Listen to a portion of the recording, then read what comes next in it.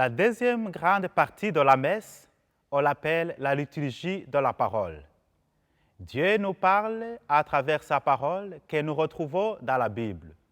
Nous apprenons à le connaître et Dieu nous nourrit par sa parole. Le dimanche, normalement, nous avons 3 lectures. La première lecture est tirée de l'Ancien Testament et il y a un psaume qui est comme une prière ancienne et qui est comme notre réponse à cette lecture. Puis vient la deuxième lecture qui, cette fois-ci, est tirée du Nouveau Testament. Après cette lecture, nous avons ce qu'on appelle l'acclamation, qui est comme une réponse à cette deuxième lecture, mais en même temps une invitation à écouter ce que Dieu nous dit dans l'Évangile. Bien entendu, vient la lecture de l'Évangile qui nous parle de cette vie de Jésus. Après les lectures, le prêtre dit « Parole du Seigneur » et l'Assemblée répond « Nous rendons grâce à Dieu ». Parlons de l'Évangile.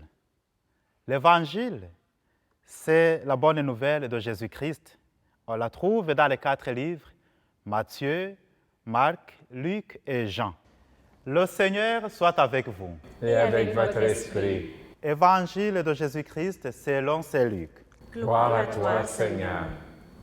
À ce moment-ci, le prêtre lit l'Évangile et à la fin de l'Évangile, il dit « Acclamons la parole de Dieu ». Louange à toi, Seigneur Jésus. Après avoir écouté la parole de Dieu, eh bien, on se demande, cette parole qu'on vient d'entendre, l'Évangile où Jésus nous a parlé, comment ça s'applique dans ma vie de chaque jour? Après ce que j'ai entendu, qu'est-ce que je fais, moi, pour mieux vivre à la manière de Jésus, à l'école, à la maison, avec mes amis, avec ma famille? Alors, c'est vraiment le but de l'homélie, c'est d'actualiser, de se dire comment cette parole qu'on vient d'entendre, comment ça va prendre place dans ma vie de chaque jour et comment ça peut changer mes comportements, mes manières de parler, mes manières d'agir.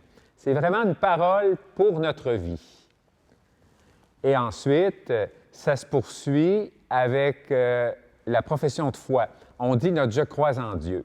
Et le « je crois en Dieu », ça commence avec le fait que nous croyons en Dieu le Père, qui a tout créé par amour pour nous et qui nous invite à vivre de son amour. Et puis, on continue en disant « Je crois en Jésus ». Jésus, qui est le Fils du Père, qui est venu dans notre monde à travers l'Esprit Saint et sa maman, Marie.